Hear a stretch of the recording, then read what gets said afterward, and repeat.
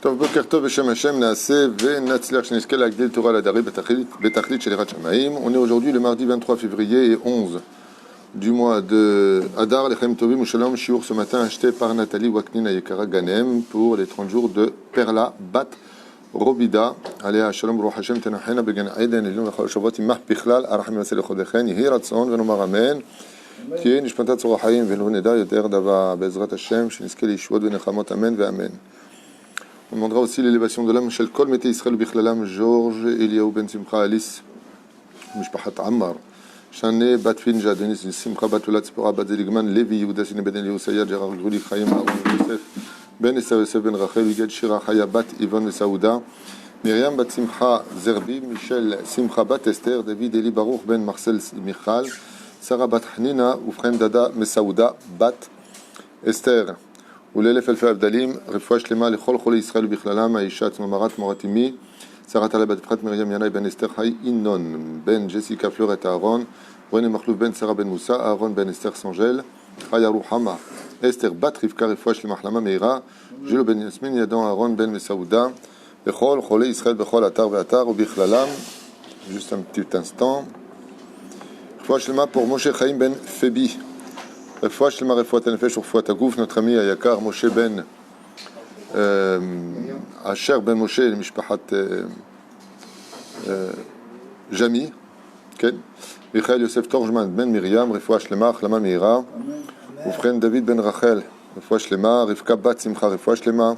לכל עם ישראל רפואה שלמה, הצלחה רבה בכל מעשה ידיכם, que הקדוש ברוך הוא vous comble de réussite sur tous vos chemins. On étudiera sur Purim, puisqu'on est vraiment à compte à rebours 2 jours de la fête de Purim, Bezrat Hashem en ce qui nous concerne. Jérusalem, ça change un petit peu les lois, et on va étudier des moussagim, des notions de ce que nous offrent les cérémonies dites religieuses de la fête de Purim. Mamash me'od me'od me'anien shenilmad zedeh beyachad, à propos de la fête de Purim. Alors on commence avec le Tanit Esther, Atzala michatay ayom, là qui disent que donc nos rabbanim, nos sages nous disent entre autres l'ange qui étudiait avec Rabbi Yosef Karo, qui s'appelait le Maguide, la majeure partie des grandes tzadikim de notre peuple ont étudié avec Eliyahu Hanavi Zachor Letov, ou comme Rabbi Moshe Ederi, qui m'a dit de sa propre bouche que des fois venait du ciel le Harizal, Rabbi Yaakov Abu Hatzera, et même après la mort de Baba Saleh, c'est pas ce qu'on m'a raconté, c'est moi qui lui ai posé la question, parce que mon frère m'avait dit que quand Rabbi Moshe Ederi était seul chez lui dans sa chambre, on entendait des gens qui parlaient. Comme ça, il y a plusieurs voix, il n'y avait pas que sa voix. Alors un jour, j'étais voir Rabbi Moshe Ederi, mon Rav, et je lui ai dit, on m'a dit que quand vous étiez dans la chambre, on entendait vous et d'autres voix. Il m'a dit avec la tête en bas, il m'a dit, j'ai reçu la visite de Rabbi Yaakov Abu Hatzera et du Harizal. À l'époque, je ne savais pas du tout qui c'était. Je lui ai dit, ah d'accord, ça va. Le Harizal, il y a 500 ans, Rabbi Yaakov, il y a 200 ans, enfin moins de 200 ans, okay. Mais Kachaya Matzav, le Rabbi Yosef Karo, le Baal HaShulchan Aruch, lui, il avait un ange qui s'appelait le Maguide, et d'ailleurs il a écrit son livre Maguide Mesharim, qui sont les dévoilements de ce qui se passe dans les secrets de l'accomplissement de nos mitzvot. Quand on fait des mitzvot, on ne se rend pas compte de ce que l'on provoque, de ce que l'on fait. Donc l'ange a dévoilé à Rabbi Yosef Karo,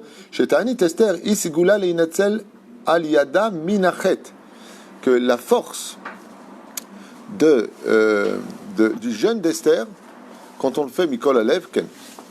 Zecher la Mahatzit HaShekel, tu dis. Voilà, faites attention de ne pas dire Mahatzit HaShekel quand vous mettez l'argent. Mais, vas-y, vas-y. Même si c'est pas que tout. Hein? Une partie seulement. C'est la même caisse. D'accord, ok. Bezrat Hashem Barak, Ken. Aujourd'hui, on a 13 familles, 14 familles qui viennent prendre pour faire les fêtes de Purim. On prend de ce qu'il faut pour donner. Pour la boîte, ici, vous mettez Zecher la Mahatzit HaShekel, et pour les élections, vous mettez chasse. C'est pas compliqué. Et vous dites, ici, Zecher la Mahatzit HaShekel, là-bas, vous dites, l'Irvod HaTorah Kdosha. Shoot. Hein? Je vais la répéter, ce que tu dis. Zecher les chasses. J'ai adoré. Aïe, aïe, aïe. Baruch Hashem. Tov.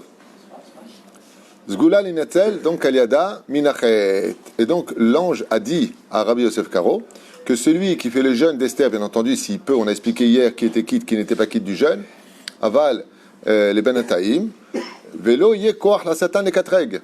Celui qui fait le jeûne d'Esther, l'ange accusateur ne peut pas l'accuser ce jour-là. Et Dieu lui évitera de fauter. Al Israël aviam lidechet ve'avon chas ve'shalom al yedei ribu yachila ve'shtia ve'simchat purim. Et tout comme il y a une mitzvah de jeûner, le jeûne d'Esther, il y a une mitzvah d'être particulièrement heureux, lui a dit l'ange, le jour de Purim, de bien boire et de bien manger. Ça me rappelle un petit peu à l'envers. Ouais? Ça vous rappelle rien tout ça? Avant Kippour, il y a une mitzvah de bien manger, les repas qui précèdent. Et après on jeûne. Et là, on jeûne, et après, comme il dit l'ange, Bezrat Hashem, dans Magid Mesharim, Parashat Vayekel, il ramène ça là-bas. Je vais mettre à l'aider Simchat Ribou Yachila. Donc il y a vraiment une notion de bien manger, de bien boire à Purim, et d'être particulièrement en joie. Celui qui fait ça, les Shem Mitzvah, eh bien, qu'il sache que par ce mérite-là, il évitera de fauter, et les anges ne pourront pas l'accuser. Donc le Mamash Kedai, vis-à-vis du jeûne d'Esther et vis-à-vis de Purim, l'un s'engendre dans l'autre. On a vu qu'à Alpi Halacha, si on est sorti du jeûne, et que maintenant on vient pour écouter la Megillah, on a le droit de manger jusqu'à Kabetza, 54 grammes, mais par contre de boire du thé, du café ou de l'eau pour écouter la Megillah sans se sentir mal, c'est tout à fait permis. D'accord? Avant la Megillah d'Esther. Celui qui peut éviter et qui a la force de tenir après la Megillah d'Esther en bonne forme, Tavo ala Beracha. Zman Shebo Atfilam Mitkabelet.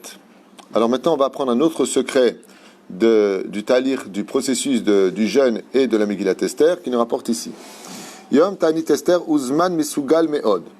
Le jour du jeûne d'Esther renferme en lui énormément de ségulot, ve'eluen. On va les faire. Vatfila bo mitkubelet beyoter.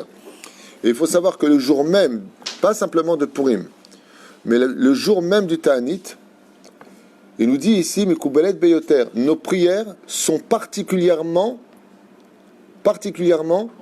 accepté et entendu dans le ciel le jour du Ta'anit d'Esther. Que ce soit pour ceux qui jeûnent, comme ceux qui ne jeûnent pas. Pourquoi?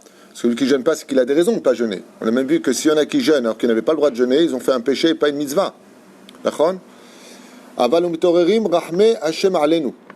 Parce que comme tout le peuple d'Israël, tout le peuple sans exception, le peuple d'Israël à l'époque de Purim, ont tous pleuré et prié ce jour-là. Tous les Ta'anit Esther sont empreints de la prière qui traverse toutes les générations de tout le peuple d'Israël avec Mordechai et Esther qui ont pleuré le ciel. Ce qui fait que c'est un jour anniversaire dans le monde d'en haut, dans le ciel, pour recevoir de la même façon cette même énergie positive où le peuple d'Israël a fait une totale teshuva. Donc cette empreinte qui fut faite à l'époque de Ta'anit Esther, elle revient et redescend du ciel tous les ans pendant le Ta'anit Esther. C'est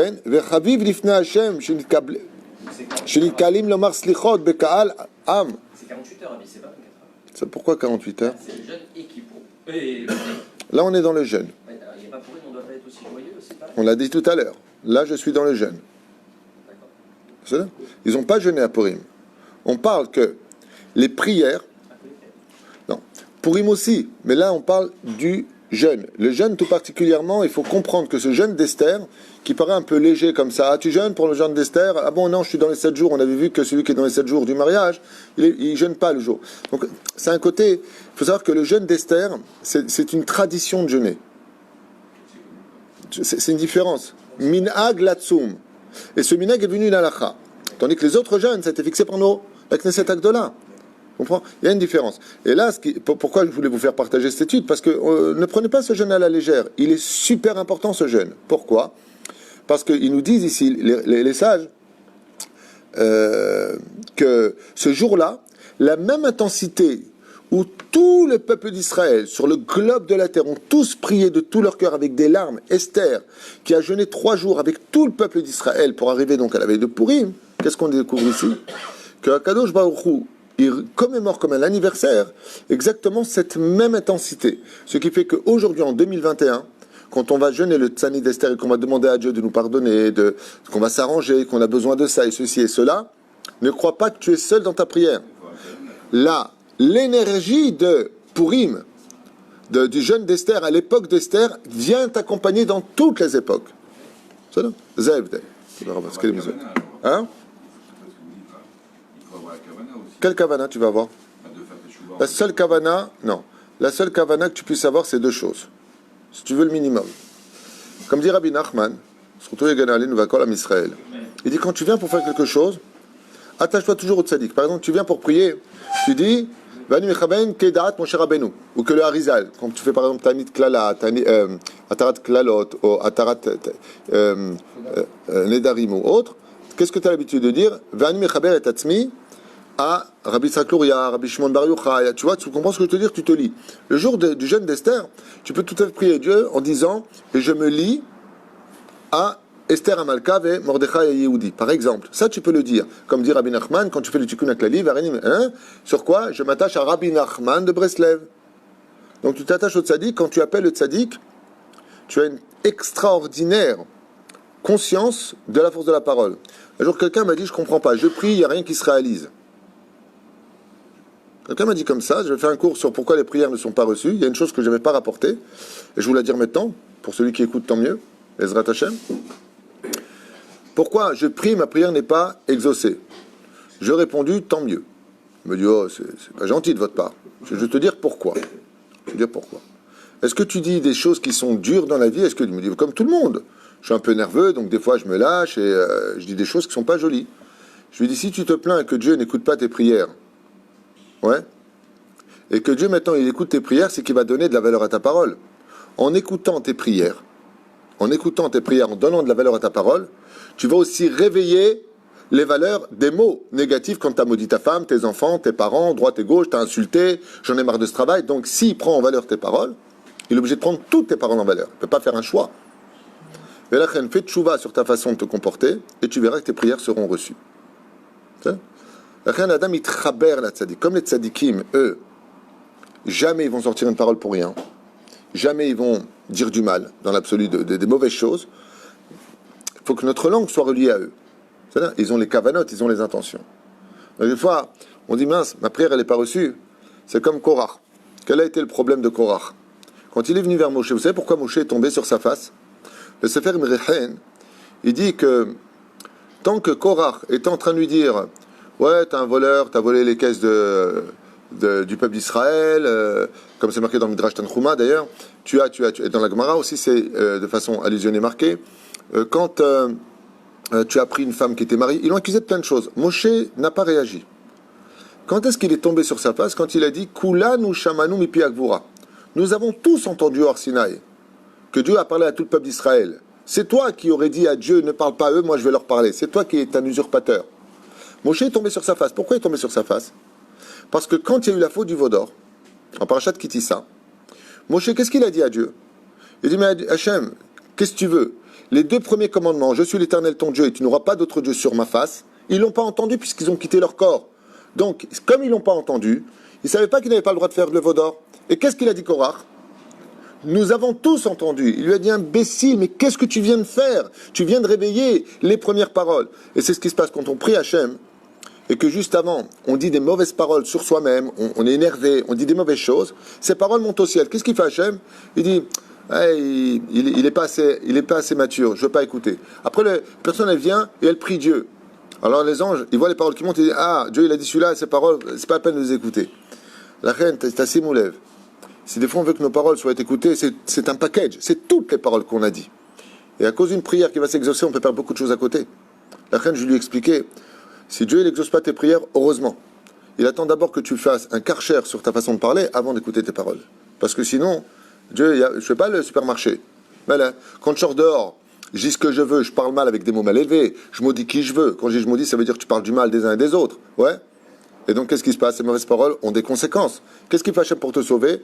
Il dit, bon, il parle comme un idiot, c'est pas grave, c'est comme ça. Mais les anges, quand la prière elle monte, ils disent, ah, c'est des paroles, ah, c'est l'idiot qui parle, alors laisse tomber, c'est pas la peine qu'elle monte. Pourquoi? Parce que si la prière elle monte avec toutes les mauvaises paroles. C'est pas comme tu veux dans la vie. Adam itaken et apeshelo, validekar bezrat Hashem ishamat filotav. Qu'est-ce qu'il dit? Kasher, c'est quoi? C'est la tchouva? Vadaï, Tani Dibour. T'as une dibour? Celui qui parle mal dans ce monde, fait la Shonara par exemple, Mouzi Shemra, on doit faire deux choses. Étudier les lois du Lachonara et faire Tani Dibour. Shilmad lo ledaber. Et je vous dis franchement, chers amis, la meilleure façon de ne pas faire d'Lachonara, c'est dès qu'on parle de quelqu'un, vous dites Zéou Atkan. On ne peut pas parler de l'un et de l'autre sans salir quelque chose. Même à la synagogue, des fois tu viens et dis ah, t'as vu, il est venu, il vient toujours en retard. C'est du pur Lachonara. C'est du pur Lachon Hara. On ne se rend pas compte. Ah, t'as vu, Baruch Hashem, elle est belle sa chemise. Ouais, il a pris du poids. C'est du pur Lachon Hara. On ne se rend pas compte. Ben, ça va, j'ai rien dit de mal. C'est du Lachon Hara. Donc, comme on ne sait pas ce qu'on dit, il faut étudier les lois du Lachon Hara. Mais moi, j'étais avec Tanit Esther. Elle est saoulée. Allez hop. Ah, Allah. Vous avez dit tout à l'heure qu'effectivement, que si Esther a fait accomplir totalement et complètement en réalité ce jeûner, à quoi bon aujourd'hui? J'ai pas compris. Le jeûne. Oui. Aujourd'hui, c'est tout a été accompli à l'époque d'Esther. Oui. Le jeûne a réalisé quelque chose. A été totalement accompli. Ah, parce que le tikkun n'est pas fini. Parce que Haman a survécu par ses enfants, qui sont d'ailleurs partis jusqu'à Dagazit. Il faut savoir que ce sont eux qui sont devenus les juges du peuple parce qu'ils ont fait Teshuvah. La descendance de Haman s'est convertie au judaïsme. Okay. Mais le problème qu'il y a, comme je vous l'ai expliqué, il n'y a pas de fumée sans feu. Et on ne fait pas d'omelette sans casser des œufs. En d'autres termes, on n'a pas fini. On a vu la Shoah avec Haman. On a vu Hitler et Marshal Zichlo. Et jusqu'à aujourd'hui, cet antisémitisme, cette haine du juif est toujours présente. Qu'est-ce qui la provoque? Quitte à vous en déplaire, mais la Torah, c'est la Torah. C'est notre comportement à nous. Ça veut dire que notre comportement, ça ne justifie pas la médiocrité et la bassesse de ces gens-là. Hein. Pas du tout. Mais le fait, en tout cas, c'est comme ça que c'est marqué dans mes livres. Le fait que nous doutions dans notre émouna qu'on ne fasse pas ce qu'il faut, on crée des brèches qui laissent rentrer nos ennemis. C'est là, pas shoot. Donc comme aujourd'hui encore, eh bien, on ne commémore pas une fête religieuse qui s'appelle Purim. Ça veut dire que, je vais te répondre crûment à ta question, qui est une bonne question, professeur, c'est que quand on fait Purim 2021, le Purim de cette semaine, ce n'est pas la commémoration de Purim d'Esther et de Mordechai que nous faisons. Nous faisons le Purim de notre année d'aujourd'hui. C'est pour ça qu'on dit chez Hayenu Vikimanu Vigianu Lazeman Azé, Loazeman Shelahem, Azé, Shelan. Alors, il faut comprendre qu'il y a aussi un Mordechai dans notre génération, il y a aussi une Esther dans notre génération, et il y a aussi un Aman dans notre génération. Et quand on voit au sein de la politique israélienne combien ils sont hostiles à la Torah, combien à la mairie d'Ashdod, je ne parle pas de ce que je ne connais pas ailleurs, combien ils sont hostiles, et ils ne le cachent pas. Ah non, le Binyan, il va y avoir de la Torah, nos confrères russes. Ils ne le cachent pas, hein, c'est dans les journaux, ils le publient, ils sont plus de 250 personnes à porter plainte contre le Binyan, ne vous inquiétez pas, il y aura le Binyan. Hein.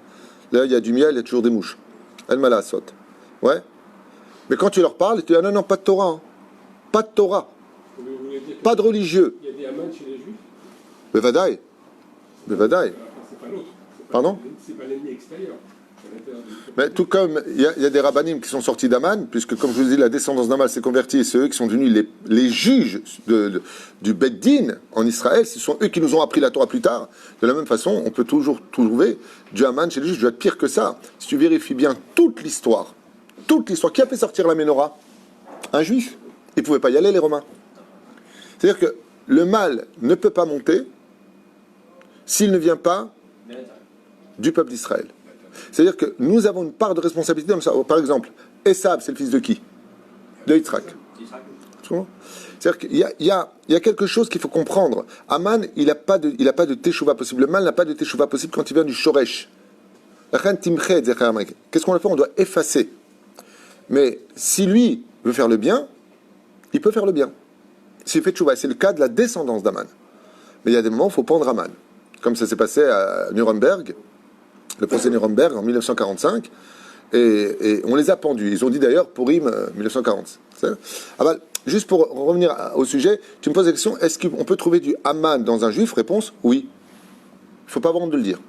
Il y a du Esav dans un juif, tout comme il y a du Yaakov dans un juif. Il y a du Mordechai dans un juif, tout comme il y a. Je vais aller plus loin que ça. Seul un juif peut vraiment faire du mal à un juif. Si tu veux savoir la vérité. Le temple n'a pas été détruit à cause de nos ennemis. La Torah ne nous a jamais dit que c'est eux qui l'ont détruit. Ils vont payer ce qu'ils ont fait d'avoir détruit notre temple. Ils l'ont payé, d'ailleurs, ils n'existent plus. C'est notre Lachonara qui a détruit, notre haine qui a détruit. Nous avons fait des failles, ça les a laissés rentrer. C'est comme quelqu'un, il vient voir son père, il dit le martinet, il m'a frappé. Tu peux casser le martinet. Mais la question, c'est qu'est-ce que tu as mérité pour le recevoir. Et pourquoi c'est important comme question? Parce que si tu ne poses pas cette question, tu ne te remettras jamais en question, donc tu ne feras jamais de tchouva. Et on a commis cette erreur depuis 2000 ans. On n'a toujours pas compris que le temple a été détruit à cause de la haine gratuite entre nous, d'avoir laissé tomber l'étude de la Torah, c'est marqué dans la Gemara, ok? Kilo Birchou, ils n'ont pas fait les brachot avant la Torah, ça veut dire qu'on a délaissé d'une certaine façon au niveau du remez l'étude de la Torah. Donc on a créé une porte, ils rentrent. Eux sont pas bien parce qu'ils nous ont fait du mal, mais nous on doit se remettre en question. Et la preuve en est, on a fait tchouba à Purim et ils ont été morts. Vous avez remarqué?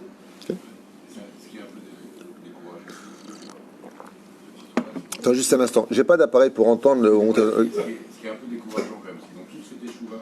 Oui. D'accord. Ils ont pas fait. Il n'y a pas eu Mashiach qui est arrivé, il n'y a pas eu tout ça. Féméod, très très bonne question. Alors vraiment, Abraham, tu as posé une question qui me plaît beaucoup et qui m'éloigne du sujet que je voulais faire avec vous, Yatik Oujik. Alors je vais répondre à ta très très belle réflexion. Alors quoi? Ils ont tous fait tchouva, ils ont tous jeûné, il y avait Mordechai et Esther, et Mashiach n'est pas venu, la Géoula n'est pas venue. Il y a deux raisons à cela. La première, c'est que malheureusement, ou heureusement comme tu veux, Mordechai est la tribu de Binyamin. Et il n'est pas de Yehuda. Dans ce cas-là, tu vas me dire, pourquoi Dieu n'a pas envoyé le Mashiach ben David, celui de la tribu de Yehuda? Réponse, parce que les Juifs, Masechet Sanhedrin, je crois que c'est 73 ou 76 la page, je ne me rappelle plus, ça fait des années, n'ont pas voulu monter en Israël.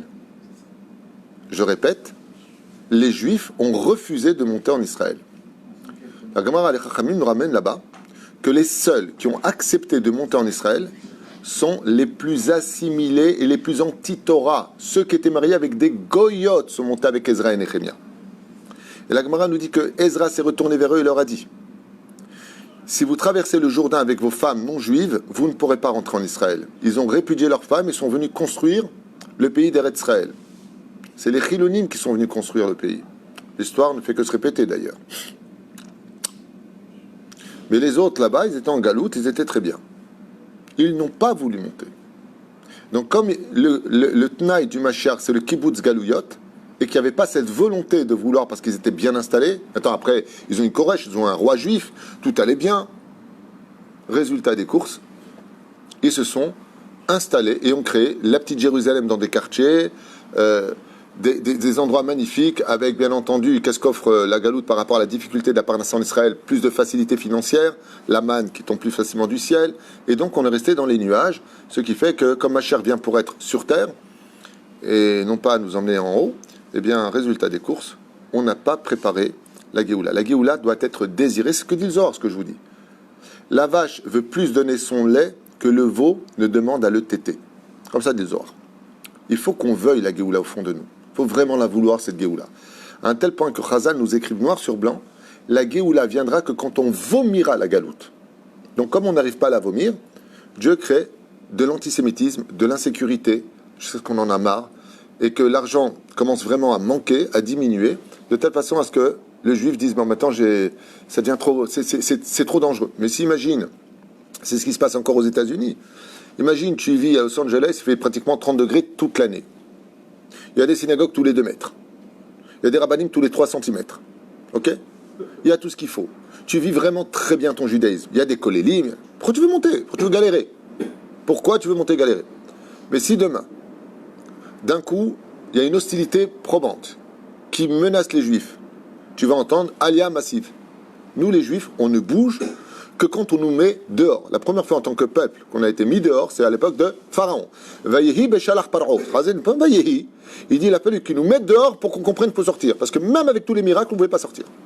Et la preuve en est, il n'y a que 20% qui sont sortis. C'est toujours le même problème. On ne peut pas faire sortir quelqu'un de la galoute s'il ne veut pas en sortir. C'est ça. C'est pour ça que ceux qui sont restés ne sont pas... Tov, on peut étudier? Avec plaisir.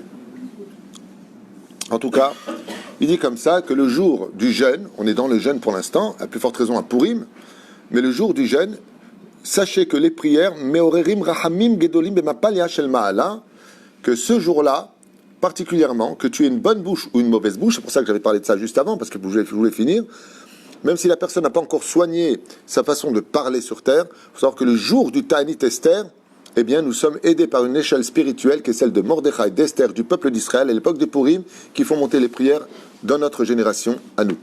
D'où le fait est très important de prier, particulièrement une grande idbo des doutes, le jour du Ta'anit Esther.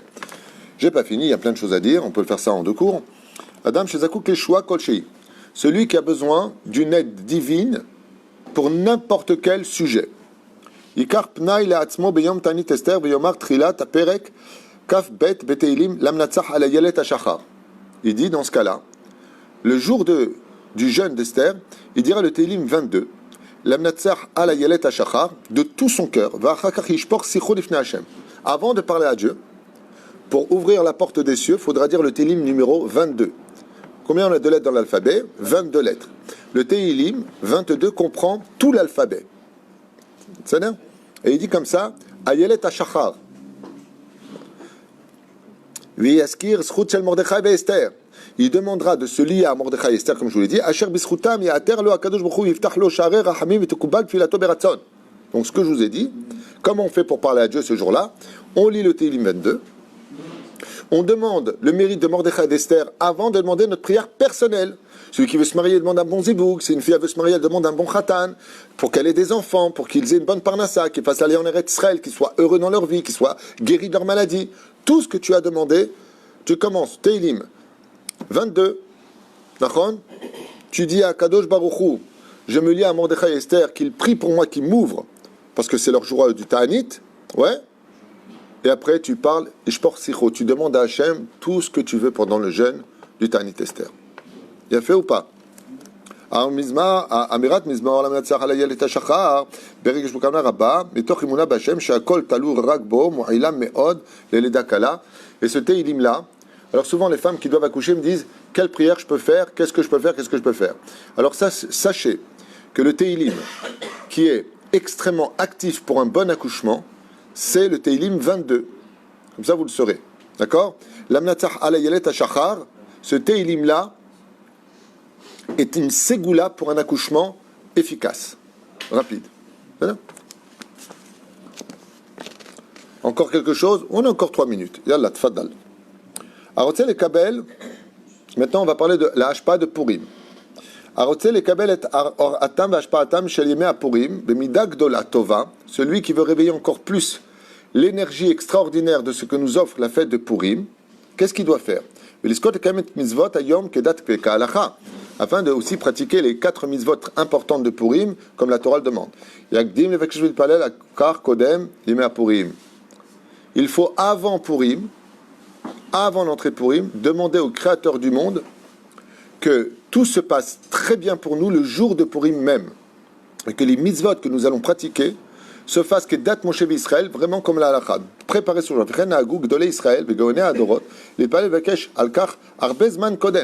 Donc déjà cette semaine, on doit tous les jours prier à Kadosh Baruch Hu que Purim se passe super bien pour nous.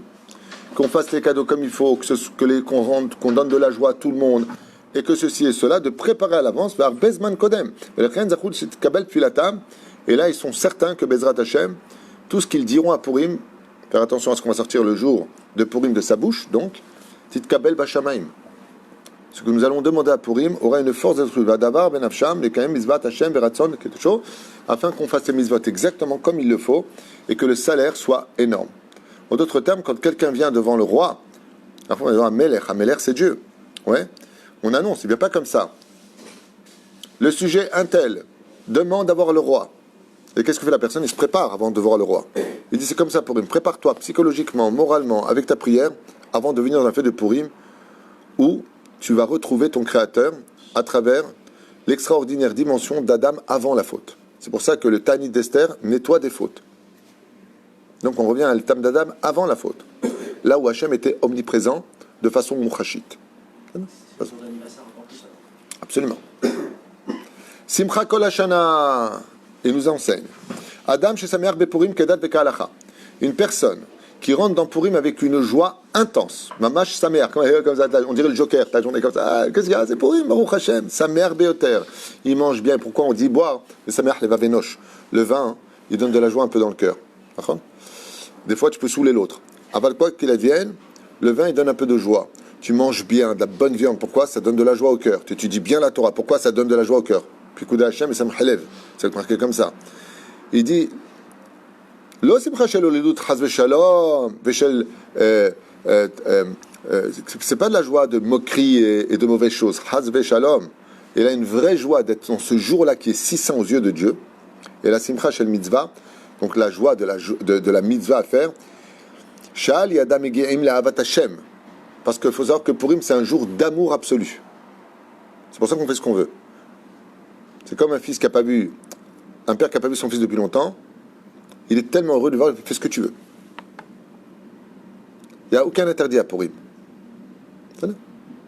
La Ahavat Hashem. Toch idbolinut gbedolim nissim ve'oda Hashem itbarach. De chanter Nishmat Kol Chai en l'honneur de Dieu ce jour-là. De rappeler les nissim de Kiryat Yamsouf, parce qu'il faut savoir que le miracle de Purim n'est pas moins grand que le Kiryat Yamsouf, l'un est relié à l'autre, derech Hagav. Ouais. Il dit, eh ben, le salaire de cela, basé ou noté Nitiya Shel Simcha, il prendra de la joie de Purim pour l'étendre sur les 364 jours de l'année. C'est-à-dire qu'au lieu d'avoir des choses qui vont faire pleurer dans l'année, le mérite d'avoir été particulièrement saméar, surtout pas d'énervement, surtout pas. Purim, c'est au-dessus de Kippour. À plus forte raison. Et la reine, il dit, il aura la force de prendre ce sourire et de l'étendre sur les 364 jours. Surtout, s'il donne de la joie à tout celui qu'il rencontre. Surtout. Hein? Mida keneged mida, exactement. Si. Si on fait la comparaison avec Kippour, Oui. on dit qu'à Kippour, il n'y a pas d'Etzerara, qu'à Purim, l'Etzerara doit être très fort. Absolument. Ben, il veut repérer, c'est le jour où il y a Aman, mais il faut le pendre. Le Tzerara, il est là, il faut juste le pendre. C'est pour ça qu'à Purim, on peut faire des graves péchés. Il se saoule jusqu'à dire ce qu'il pense à l'autre, parce qu'on reconnaît une personne par rapport à son intériorité, par rapport à Nichnasen Yotzesod. Ouais. Les garçons s'habillent en filles. C'est un jour qui peut être dramatique, où Aman fait aussi Purim. C'est pour ça qu'il a dit, j'ai oublié son nom là, à Nuremberg, c'est le Purim 1946, 45, je ne me rappelle plus. 46. Ouais. Purim 1946. Oui, ils ont été jugés en 45, ils ont été pendus en 46. D'accord? Donc Purim 1946. Et pourquoi il a dit Purim? Parce que Aman aussi, il a participé à la fête de Purim. C'est même lui qui est l'investigateur. Donc faire attention de ne pas rentrer à Aman. Faites attention à la colère, faites attention au côté pathétique, pas de critique, que de l'amour. C'est un jour d'amour. Et la différence entre Purim et Kippour, c'est que à Purim, c'est un jour d'amour, et à Kippour, c'est un jour de crainte. C'est la crainte. Et qu'est-ce qu'on dit dans le Tikkun de Rabbeinu Nissim? À Kippour, Yom HaTochecha, Yom HaShoah. Vous vous rappelez? À Kippour, on appelle ça Yom HaShoah. Ça veut dire on fait tchouva parce qu'on a peur de quoi? De la Shoah. C'est marqué, c'est dans tous les Sidurim de Kippour, le Tikkun de Rabbeinu Nissim, Ashkenaz Farad, c'est marqué ce que je vous dis. C'est marqué dans les textes marchands. On craint le jour des remontrances. Faites tchouva avant qu'il soit trop tard. C'est le côté bâton. C'est le côté fait attention à Kippour. C'est pour ça que tout le monde, en général, fait Kippour. En général. Même ceux qui sont le plus longs, on appelle ça les juifs de Kippour. Aval, Purim, oh, il va voir de rendre ce jour le carnaval de Rio. Oh, il va voir de prendre ce jour à la légère. Il faut savoir que si on se prépare énormément à Kippour, on va au mikvé, on met des beaux habits, à plus forte raison à Purim. Mais c'est halakha derech Hagav. C'est bien d'aller au mikvé, et ainsi de suite. ביום פורים היו נוהגים בקדושה ושמחה יתרה לשם שמיים והיו עסוקים בתורה כל אחד לפי שיעורו על כן בשכר זאת הוא נגלים גאולת עולם ובא לציון גואל. T'as vu ce que je te dis tout à l'heure?